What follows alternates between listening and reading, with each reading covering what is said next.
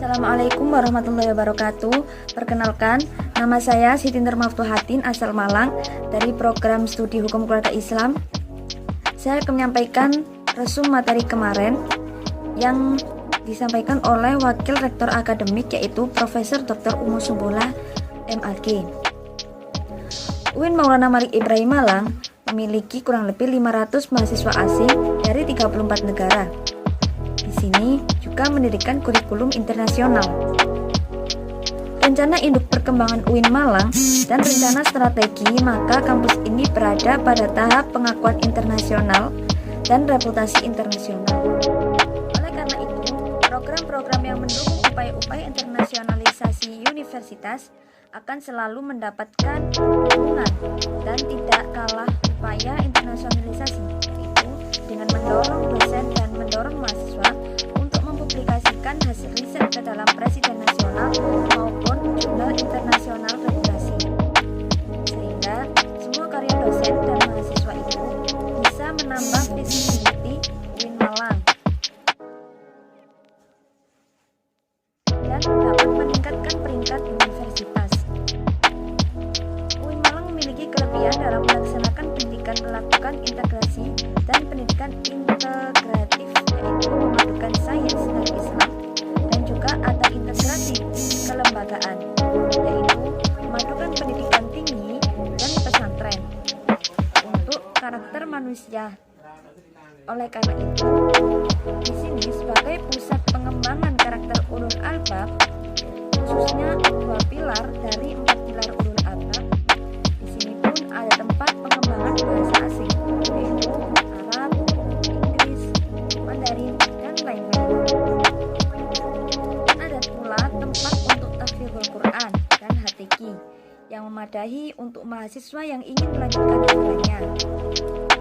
Selain itu, kita juga rumah moderasi yang beragama yang mendidik kita untuk menjadi mahasiswa yang unggul, moderat, menunjukkan prinsip serta nilai-nilai keagamaan, nilai-nilai keragaman, dan toleran. Selain itu, masih banyak yang mendukung atmosfer UIN Malang. Kemudian, masalah akademik, mulai kita masuk ada proses pembelajaran yang berlangsung minimal 8 semester dan ada 140 sampai 150 SKS yang harus kita selesaikan. Kemudian, dapat penelitian, pengabdian masyarakat, ujian komprehensif, skripsi, sidang, dan lulus hingga menyandang gelar sarjana. Dan telah disiapkan kurikulum yang sesuai kepribadian mata kuliah masing-masing. Ada mata kuliah berkembangan, yaitu mata kuliah yang menjadi ciri khas UIN Malang. Ada mata kuliah fakultas, yaitu membedakan mata kuliah satu dengan yang lain. Adapun mata kuliah rumpun bidang studi yang membedakan antara program studi satu dengan program studi yang lain, baik dalam satu fakultas atau fakultas yang berbeda. Kedua, saya akan menyampaikan materi yang mengenai tentang profil UIN Malang yang disampaikan oleh Profesor Dr. Haji Zainuddin MA. Yang pertama yaitu tentang visi UIN Maulana Malik Ibrahim Malang menjadi universitas Islam terkemuka dalam menyelenggarakan pendidikan dan pengajaran, penelitian, dan pengabdian kepada masyarakat untuk menghasilkan lulusan yang memiliki kedalaman spiritual, keagungan akhlak, keluasan ilmu, dan kematangan profesional. Tak lupa lagi untuk menjadi pusat pengembangan ilmu pengetahuan, teknologi, dan seni yang bernafaskan Islami, serta menjadi penggerakan kemajuan masyarakat. Yang kedua yaitu misi. UIN Maulana Malik Ibrahim Malang memiliki misi utama. Yang pertama yaitu mengantarkan mahasiswa memiliki kedalaman spiritual, keagungan akhlak, keluasan ilmu, dan kematangan profesional. Yang kedua, memberikan pelayanan dan penghargaan kepada penggali ilmu pengetahuan, khususnya ilmu pengetahuan dan teknologi, serta seni yang bernafaskan Islam. Yang ketiga yaitu mengembangkan ilmu pengetahuan, teknologi, dan seni melalui pengkajian dan penelitian ilmiah. Yang keempat yaitu menjunjung tinggi, mengamalkan, dan memberikan keteladanan dalam kehidupan atas dasar nilai-nilai Islam dan budaya luhur bangsa. Materi yang ketiga yaitu saya akan menyampaikan UKM-UKM yang dimiliki Universitas Islam Negeri Maulana Malik Ibrahim Malang. UIN Maulana Malik Ibrahim Malang memiliki UKM yang sangat banyak sekali, akan tetapi saya akan menyampaikan cuma beberapa saja. Yaitu yang pertama seni religius. Seni religius memiliki beberapa tujuan. Yang pertama, membentuk kader-kader Islami yang beriman dan bertakwa, memiliki jiwa pemimpin yang agamis, kritis, dinamis dan kreatif, inovatif, menjunjung tinggi, perguruan tinggi. Selain tujuan, seni religius juga memiliki 3 perguruan tinggi, yaitu pengajaran, pembelajaran, dan penelitian. Seni religius juga memiliki 7 divisi. Yang pertama yaitu seni kampus, yang kedua seni sholawat, yang ketiga seni nasyid akapela, yang keempat seni kaligrafi khot, yang kelima seni kiroah, yang keenam MC, dan yang ketujuh yaitu qasidah. Seni religius pun juga memiliki motto, yaitu jiwaku adalah seni, dengan seni aku berkarya dan bertakwa. Ilmu dan bakti ku berikan, adil dan makmur ku perjuangkan.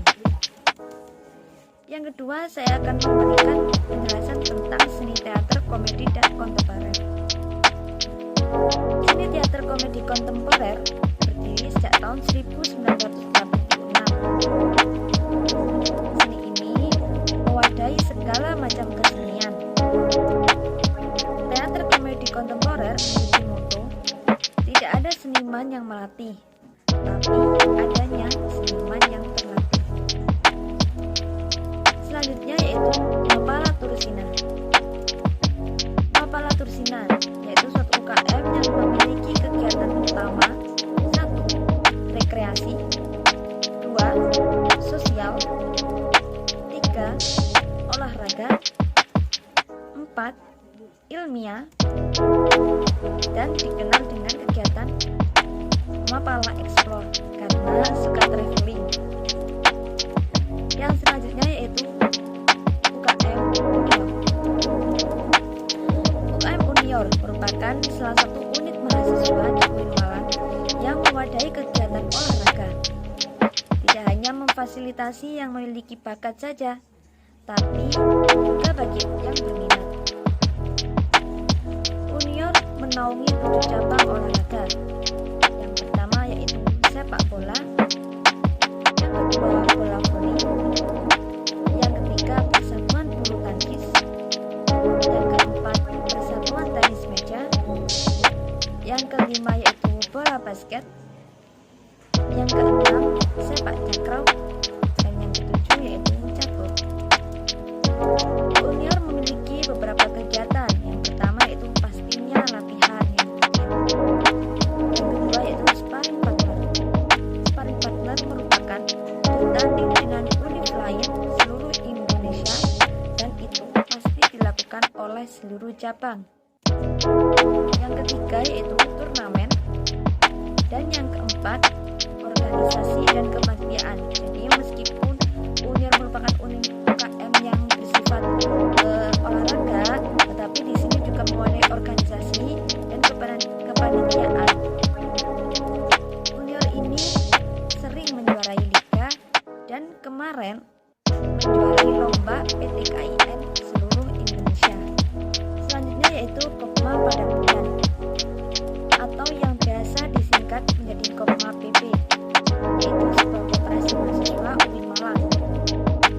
Kopma sendiri memiliki visi, yaitu menjadikan koperasi yang mandiri, aspiratif, dan menjadikan pengembangan usaha dan pengkaderan yang berideologi koperasi.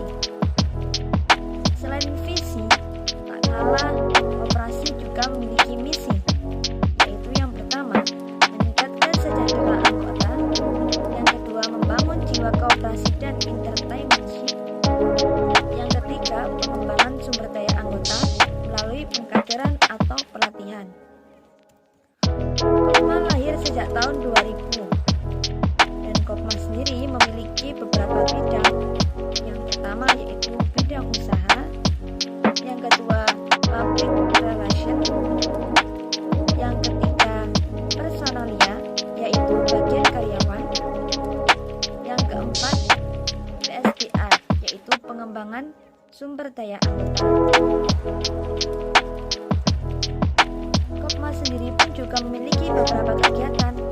Yang pertama yaitu pelantikan, rapat pengurus, Kopma tunggal, pelatihan LSO, dan gathering karyawan. Sebelum menjadikan anggota koperasi, ada pun pelatihan yang harus dilakukan.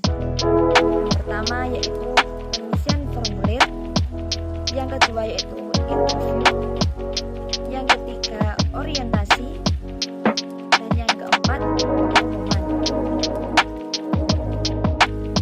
Selanjutnya yaitu UKM Komus, yang singkatannya yaitu Komunitas Musik.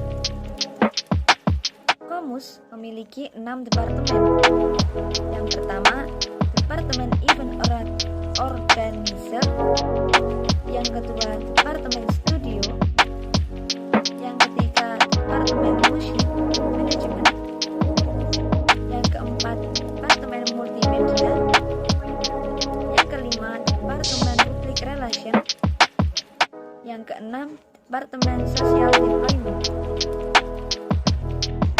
Komus sendiri memiliki dua bidang, yaitu ada bidang player, ada bidang non-player. Selanjutnya yaitu UKM Taekwondo. UKM Taekwondo dulunya itu merupakan ranting dari Taekwondo Universitas Brawijaya.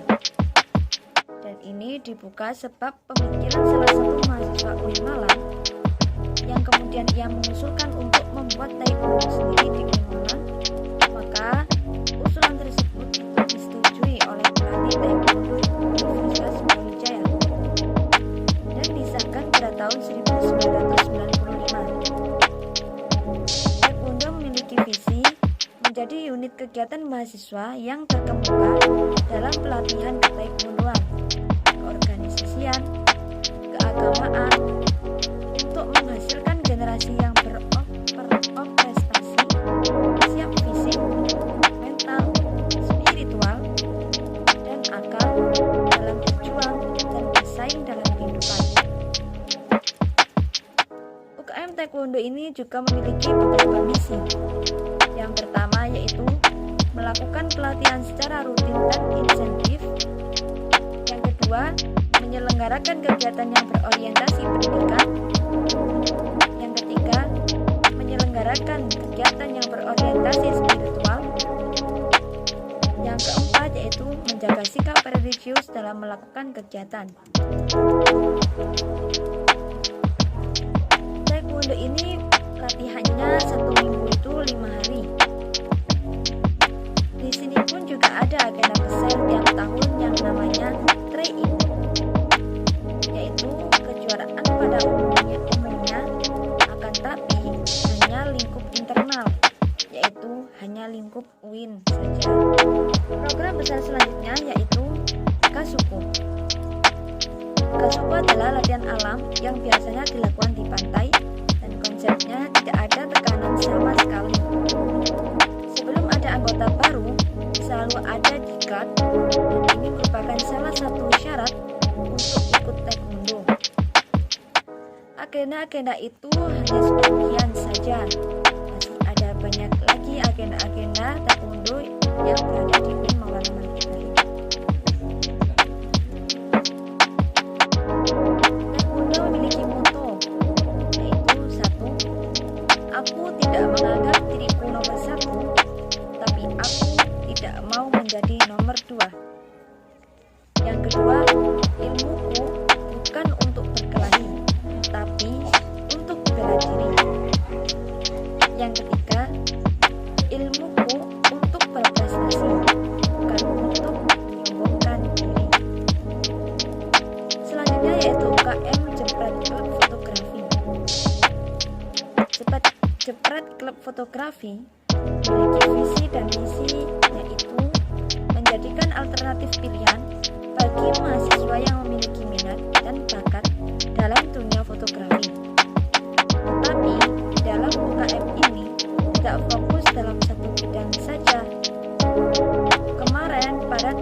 2020 ada bidang baru, yaitu videografi. UKM ini biasa disingkat dengan JC. JC memiliki moto, yaitu aku ada bersamamu, dan bersamamu aku melihat dunia nyata. Kegiatan dari JC adalah yang pertama, operan requirement, yang kedua, iklan, yang ketiga yaitu pameran, yang keempat, milad JC, yang kelima, hunting besar, dan yang keenam, pustan. Selanjutnya yaitu UKM Symphony FM, merupakan salah satu siaran radio komunitas yang di bawah naungan agama. Ada program unggulan yaitu Sony Indie World.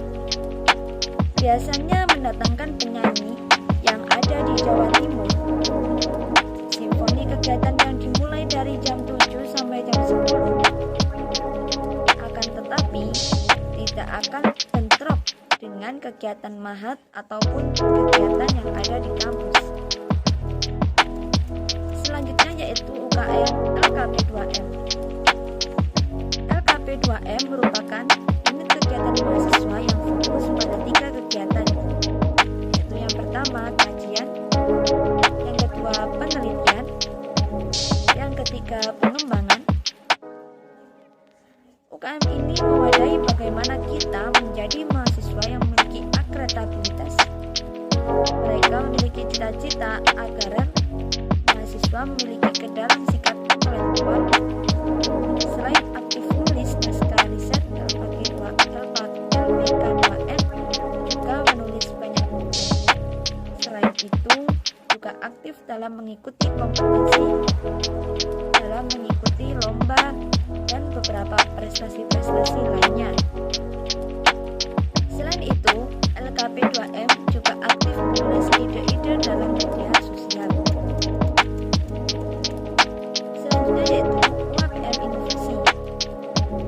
UAPM Inovasi adalah UKM yang bergerak di bidang jurnalistik, memiliki visi yang memihak kesadaran nurani, dan misinya adalah memaksimalkan potensi akademika yang pastinya mendukung visi UKM ini sendiri.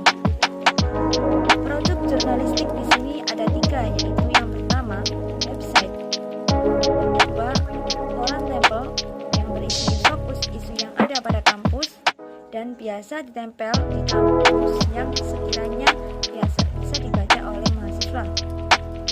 Yang ketiga yaitu majalah jurnalistik. Majalah ini merupakan proker besar yang mana berisi banyak mengenai isu yang ada di kampus maupun luar kampus, dan majalah ini diterbitkan tiap tahunnya. Keanggotaan UAPM Inovasi itu ada bermacam-macam. Pertama yaitu anggota magang, yang kedua yaitu anggota tetap, yang ketiga yaitu anggota sah, yang keempat yaitu anggota kehormatan, yang kelima yaitu anggota demisioner. Selain anggota, UAPM Inovasi juga memiliki agenda tahunan. Yang pertama yaitu diklat jurnalistik tingkat dasar, yang kedua sekolah filsafat, yang ketiga rapat akhir tahun, yang keempat diskusi rutin mingguan, dan yang terakhir jurnalis camp. Selanjutnya saya akan menyampaikan materi dari Bapak Muhammad Hasanuddin Wahid MU.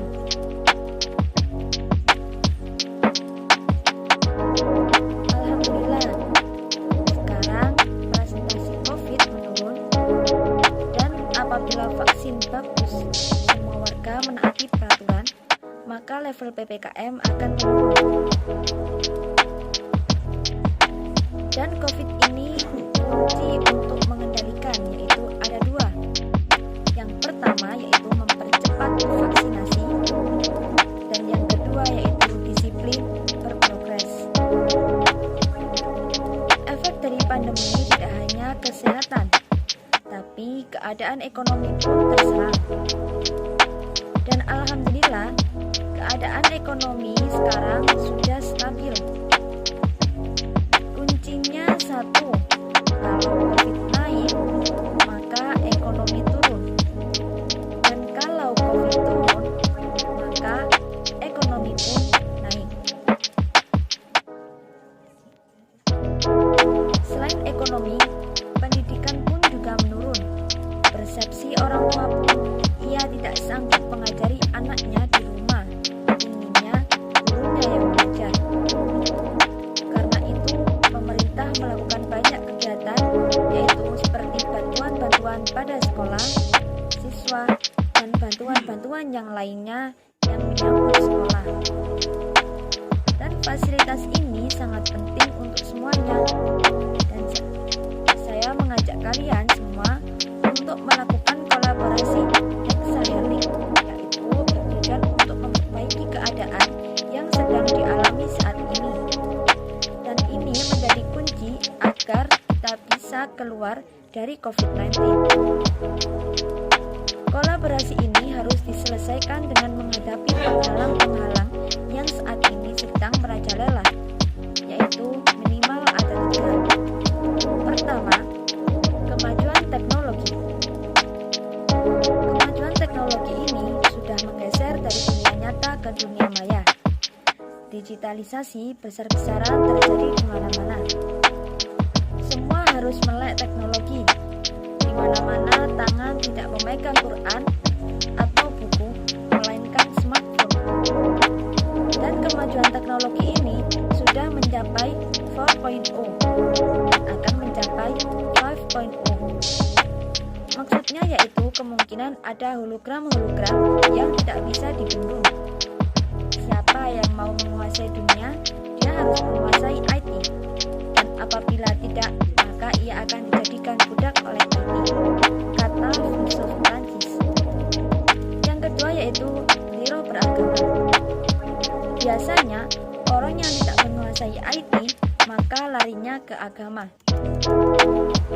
Yang ketiga yaitu kemajuan pasar. Pasar mendrive ekonomi. Seperti di akun kita terdapat banyak iklan yang sesuai dengan apa yang biasanya kita buka.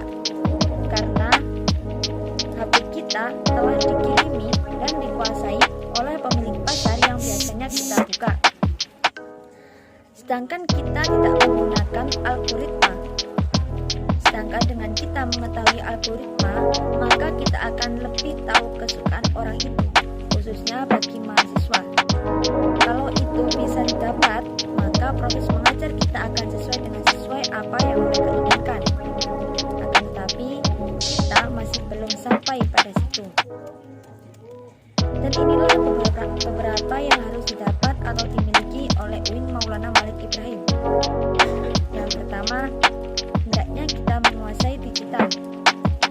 Yang kedua, kolaborasi atau ada kesesuaian masalah ekonomi dengan pendidikan karena banyak pengangguran seperti banyak sarjananya daripada lowongan pekerjaannya.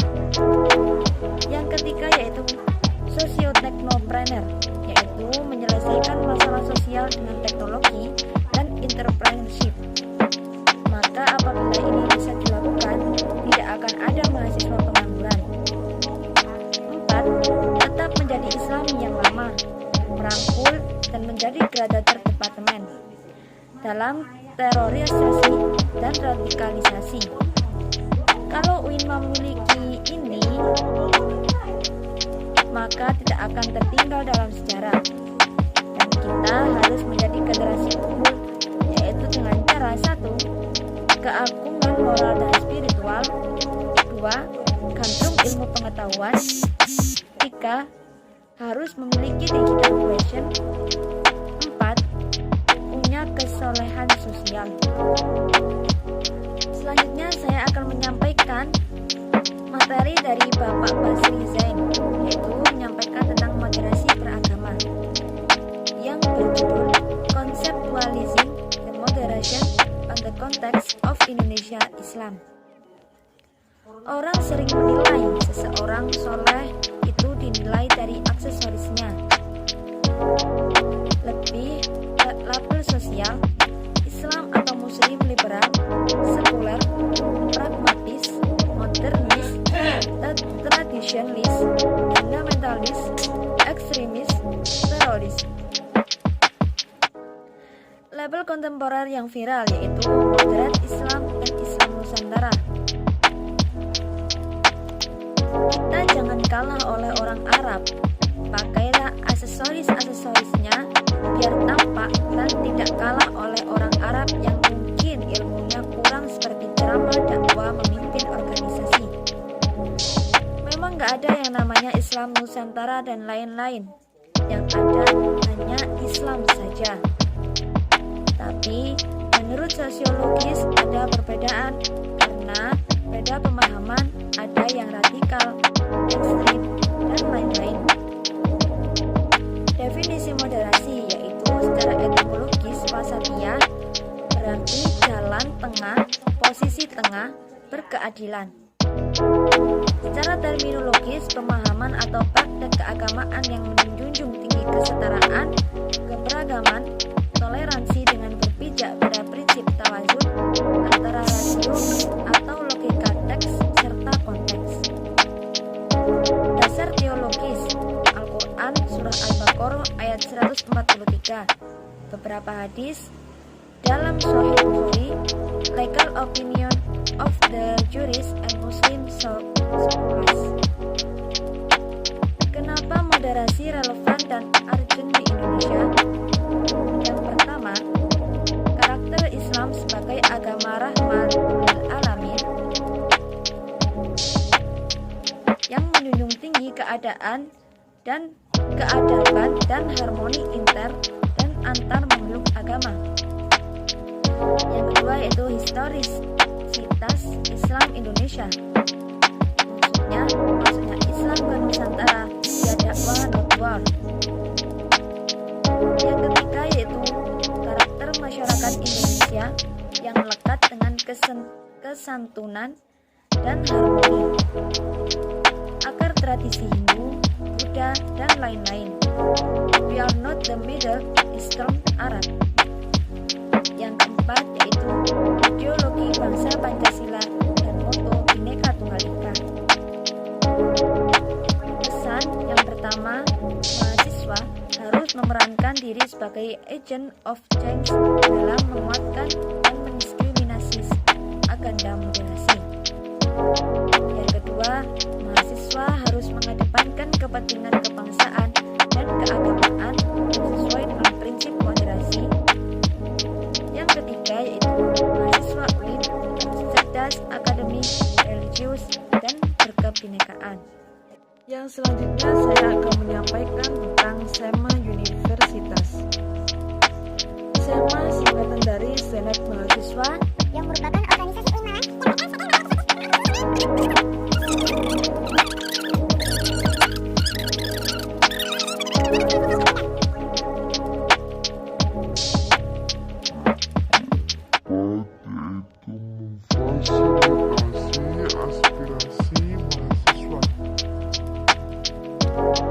Komisi sewa yaitu yang pertama Komisi Advokasi dan Hukum. Yang kedua yaitu Komisi Organisasi dan Kemahasiswaan. Yang ketiga yaitu Administrasi dan Keuangan. Dan yang keempat yaitu Informasi dan Komunikasi. Selain itu saya juga akan menjelaskan apa sih yang dimaksud DEMA jika di kampus yang di bawah Kemendikbud dinamakan dengan sebutan BEM, Badan Eksekutif Mahasiswa. Namun ketika di bawah naungan dari Kemenak itu menggunakan nama istilah DEMA yaitu Dewan Eksekutif Mahasiswa, karena itu telah diatur juga dalam SK Dirjen 4961 yang menjelaskan bahwasannya Dewan Eksekutif Mahasiswa Universitas adalah memiliki fungsi sebagai pelaksanaan program organisasi organisasi kemahasiswaan.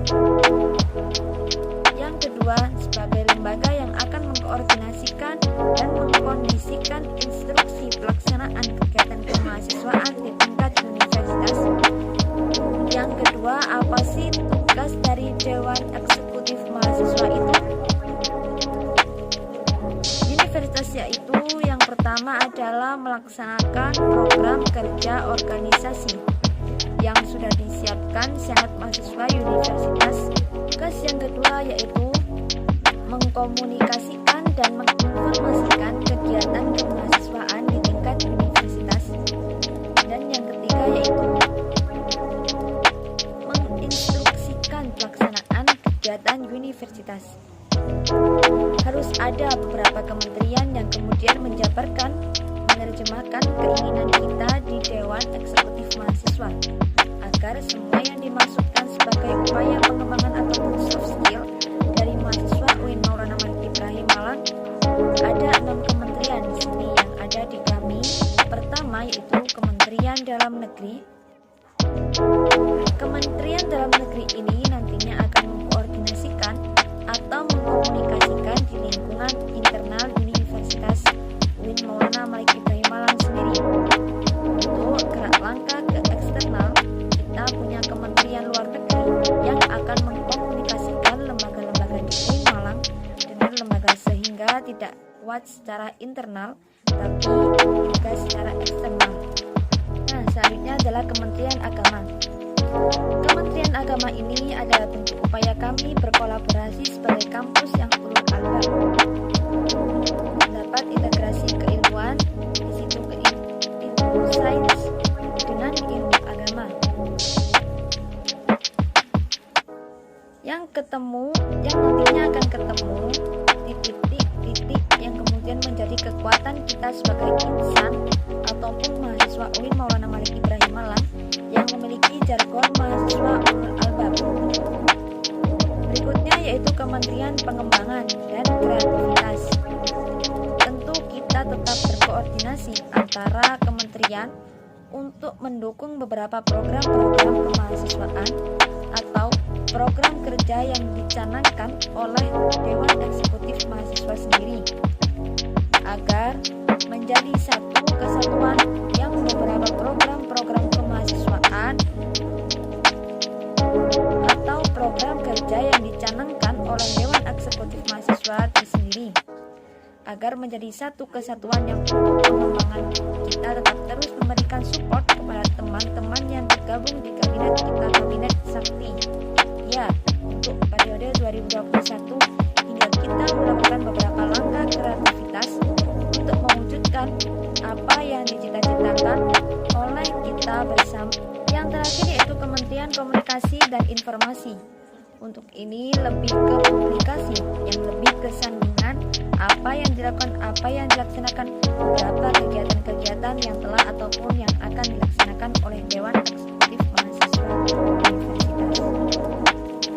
Sekian, terima kasih penjelasan resume dari saya yang saya merangkum materi-materi sebelumnya. Kurang lebihnya saya mohon maaf. Wassalamualaikum warahmatullahi wabarakatuh.